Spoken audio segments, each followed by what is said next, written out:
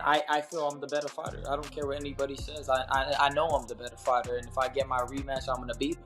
And regardless of the outcome of the first fight, I know I could come back and I could beat him. I plan on him never fighting again after we fight the second time. I'll put an end to it. Hopefully I fight Ryan again. If they're not on some host, I text that ass again. Tell them boys to give me 150 M's. I'm coming. Ryan Garcia brings back a rivalry that never really found closure, pulling Gervonta Davis into the light again and pointing toward a rematch with real weight behind it. Garcia says he's willing, but only if the terms shift in his favor now.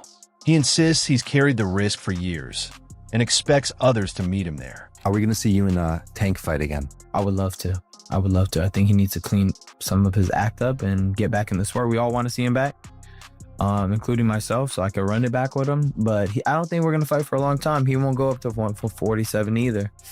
A lot of these guys, they want me to take the risk and go lower all the time, but they won't do it.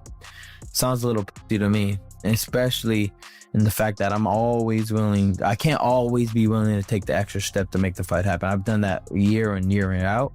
And now that I'm a world champion, you're going to have to come to me now. And if you don't want to, I don't really need you anyway. So what does matter? On the other side, Gervonta Davis believes that if he takes away Ryan Garcia's best weapon and stays disciplined, he can gradually break him down. And for Garcia, that turns the fight into something harsher than a game plan. Because once the pressure starts to climb, it becomes a test of survival as much as skill. I want to take his best punch or whatever he do good, be able to take that and take it away from him, and be able to make sure that when I give him myself, make sure I'm doing everything correct, make sure I all the way down to the T. Take him in that deep water and drown him.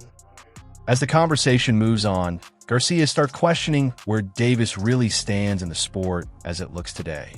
He argues the landscape has shifted, with new power players in place and fewer places to hide behind old excuses. From his perspective, he's been the one stepping into tougher fights while others stay careful and selective. He frames it as a matter of standards, saying he's taken the risks against top names, and he expects that same willingness to be matched on the other side. The thing about Tank, before, he thought that people really need him. And now that, we got Turkey Al-Sheikh, you got all these other big players, Netflix, and people that are coming in the sport, there's really no such thing as A-side anyways. So now you have no excuse but to fight people, but he still won't fight people. Which nobody really calls him out on that, but he hasn't fought really, other than myself, who has he fought? I'm out here fighting Devin Haney, I'm out here fighting Tank Davis, now I'm about to fight Teofimo, I'm fighting everybody that's in front of me, and all the people are just afraid to get in the ring with, but you haven't done nothing. As the focus shifted to strategy, Bernard Hopkins said he expected Garcia to control the fight with distance and speed. He emphasized discipline. Don't linger after throwing. Don't get caught watching your own work. Don't give away time. In Hopkins' view, constant movement and steady focus were the difference between having a plan and actually living inside it. Was Tank Davis and Ryan Garcia. It's there. How did you think that fight was going to play out? I thought the fight was going to play out, and I anticipated the fight playing out where Ryan will use all the attributes that he has to his best ability. What I mean by that is stay out, length, stay outside, speed. Remember, don't admire your work, right? Don't be the squirrel with your head up looking for something. Right. Keep it down. He mentioned it working in training, that they was working on that. They was focused on that. Reporters was asking, you going to keep your head down? Of course, that's the easy thing to ask, but that's what he was known for. Now, the attention narrows to the details that decide fights. Hopkins points to Davis's deceptive power and the instincts he shows in close exchanges. He explains that every punch you throw leaves something behind, an opening you may not feel until it's too late, and Davis is built to live in those split-second spaces. In Hopkins' view, he sets traps that don't announce themselves, and that's what makes him dangerous. He can make an opponent believe they're in control, right up until the moment they aren't. He's sneaky, explosive. Yeah. You think you're doing something, and he rides off that overconfident. Where now he recognized this old school. He's so interesting too. Baltimore, Maryland. He's so old school. You know what old school is? Yeah. Anybody that's throwing punches is open to get hit. Anybody and everybody that throw punches, you leave an opportunity. It's who get there first. It's literally, you know, you think is, you know about the three top, the ball at the three top hustle. Mm-hmm. You think Right. he showed it to you. You think, and he Right. did a couple of these. It's not there. Right. He shows you something that is like an illusion. Might not be the first time once he tried you and you go for it, but it's coming. And that's how he set you up. He set traps. Yeah, he sets traps, and he's got ridiculous one-punch knockout power too.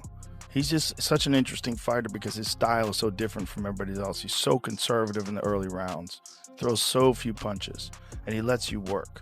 He lets you work, and you're backing up, and you're always afraid of that power, and he's just moving in, trying to find that opening where he just gets in there on you. Your mind is burning energy. Yeah.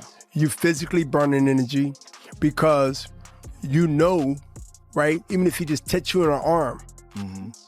you know, based on what you've been hearing through the whole press conference and through the whole fights he had before then, yourself, that you better not get hit. Yeah. See, power rules everything around you. Mm-hmm.